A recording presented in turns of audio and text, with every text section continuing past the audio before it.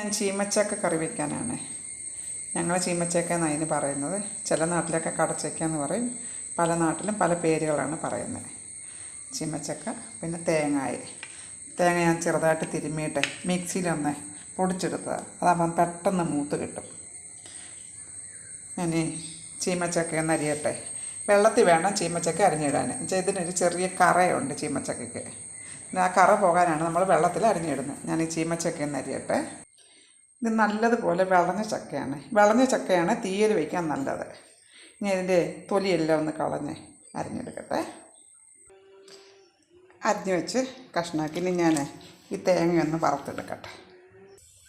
ചീഞ്ചട്ടി ചൂടായിട്ടുണ്ട്. നമുക്ക് തേങ്ങ ഇനി ഇതിനകത്ത് ഇട്ട് കൊടുക്കാം.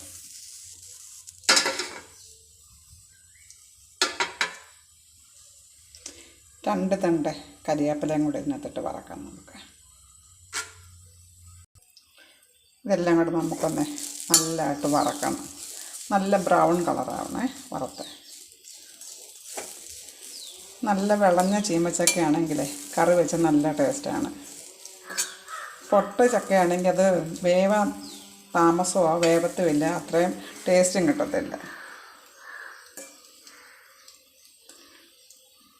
നല്ലതായിട്ടൊന്ന് മൂക്കട്ടെ. അല്പം ഉള്ളിയും കൂടി ഇട്ട് കൊടുത്തിട്ടുണ്ട്. നമുക്കിനി നല്ലതായിട്ടൊന്ന് മൂപ്പിച്ചെടുക്കാം. നമുക്ക് ഇതിന് വെളിച്ചെണ്ണയൊന്നും ഒഴിക്കണ്ട കേട്ടോ, തേങ്ങ വറക്കുന്നതിന്.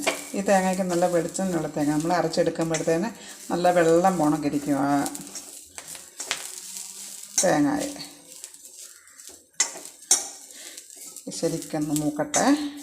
തീ ഒത്തിരി കൂട്ടി വെക്കണ്ട, കുറച്ച് തീ കൂട്ടിയാൽ മതി. ഞാൻ കുറച്ചിട്ടേക്കുമോ തീ.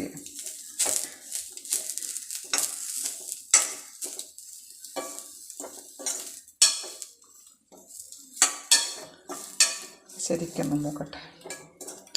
ഇപ്പം നല്ല മഴ സമയമാണ് കേട്ടോ. നല്ല മഴയായി ഇപ്പം വെളിയിൽ.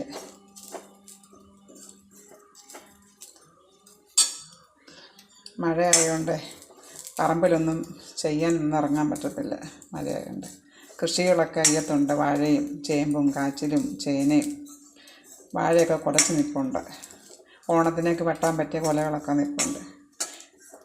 എല്ലാം വളമിട്ടതാ. പോച്ചയൊക്കെ കയറുന്നുണ്ട്. ഇടയ്ക്കിടയ്ക്ക് പോയി പോച്ചയൊക്കെ പറിച്ച് കളയും.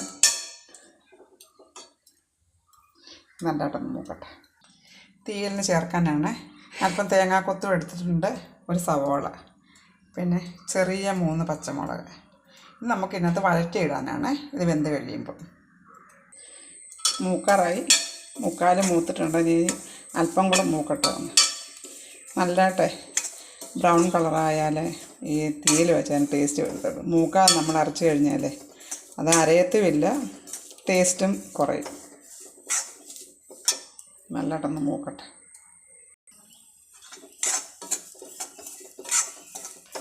താമസമായി തേങ്ങ വറുത്തെടുക്കാൻ. അല്പം നേരം വെയിറ്റ് ചെയ്താൽ ക്ഷമ വേണം തേങ്ങ വറുക്കുന്നതിന്. നമ്മൾ തീ കൂട്ടി വറുത്ത് കഴിഞ്ഞാൽ ഇതങ്ങ് കരിഞ്ഞു പോകും. തേങ്ങ മൂത്തിട്ടുണ്ട്. നമുക്ക് ഒരു ചെറിയ സ്പൂണ് മുളക് പൊടി ഇട്ട് കൊടുക്കാം. അല്പം മല്ലിപ്പൊടി.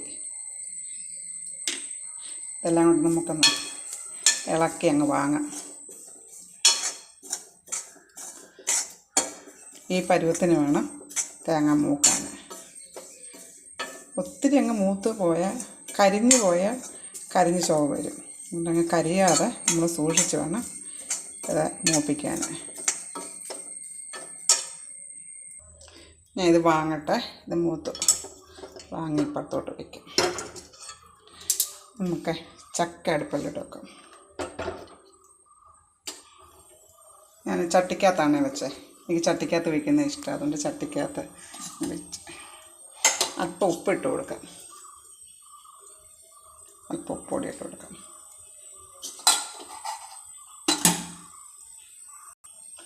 നമുക്ക് അല്പം മഞ്ഞൾപ്പൊടിയും ഇട്ട് കൊടുക്കാം. ഇത് കട്ടിയുള്ള ചീഞ്ചട്ടി ആയതുകൊണ്ട് ഇടയ്ക്കൊന്ന് ഇളക്കി കൊടുത്തില്ലെങ്കിൽ അടിയും കരിയും. അല്പം കരിവേപ്പില ഇട്ട് കൊടുക്കാം. ഇതിങ്ങനെ അങ്ങിടുവന്ന് ഇതൊന്ന് അടച്ചു കൊടുക്കാം. നീതി പിഴുന്ന് വേവട്ടെ. ഈ തേങ്ങ ഇനി ഞാൻ മിക്സിയിലൊന്ന് പൊടിക്കട്ടെ.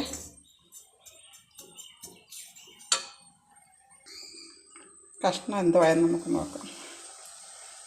എന്തോ നോക്കാം.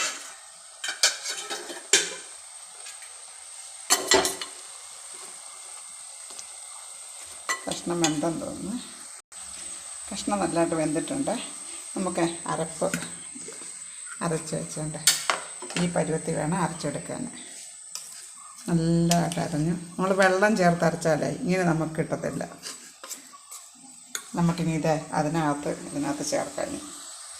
നമുക്ക് ഇറച്ചിക്കറി വെക്കുന്ന കണക്കാണ് ഞാൻ വയ്ക്കുന്നത്. മസാലപ്പൊടിയൊക്കെ ഇട്ട്. അപ്പം വെളിച്ചെണ്ണ ഒഴിച്ചു കൊടുത്തിട്ടുണ്ട്.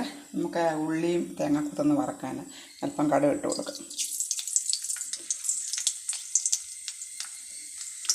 ഇതിനകത്ത് നമുക്ക് അല്പം മസാലപ്പൊടി ഇട്ട് കൊടുക്കാം. ഇറച്ചിക്കറി വയ്ക്കുന്നതുകൊണ്ട് നമുക്കതിൽ മസാലപ്പൊടി അതിനകത്ത് ഇട്ട് കൊടുക്കണം. ഇത് തിളയ്ക്കുമ്പോൾ ഇതൊന്നുകൂടെ കുറുവും. ഒത്തിരി അങ്ങ് വെള്ളം ചേർക്കണ്ട. ഒത്തിരി വെള്ളം ചേർത്താൽ കൊള്ളത്തില്ല.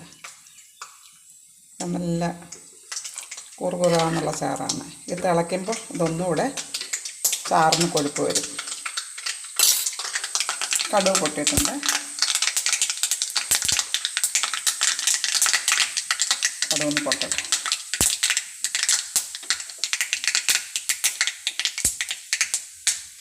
നമുക്ക് തേങ്ങാക്കൊത്ത് ഇടാം. തേങ്ങാക്കൊത്തൊന്ന് മൂത്തിട്ടുണ്ട്. ഇനി ഈ സവോള അരിഞ്ഞതും പച്ചമുളകും കൂടെ അതിനകത്ത് ഇട്ട് കൊടുക്കുന്നതാണ്. ഇനി ഇതും കൂടെ ഒന്ന് മൂക്കട്ടെ കിടന്നു. ഉള്ളിയും തേങ്ങാക്കൊത്തൊന്ന് മൂത്ത് ഞാൻ വറുത്ത് ഇതിനകത്ത് ഇട്ടിട്ടുണ്ട്.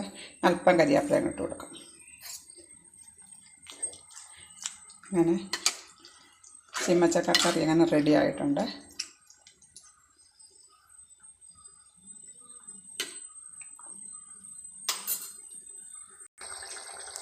വീഡിയോ ഇഷ്ടമായ എല്ലാവരും കമൻറ്റും ലൈക്കും ഒക്കെ തരണേ.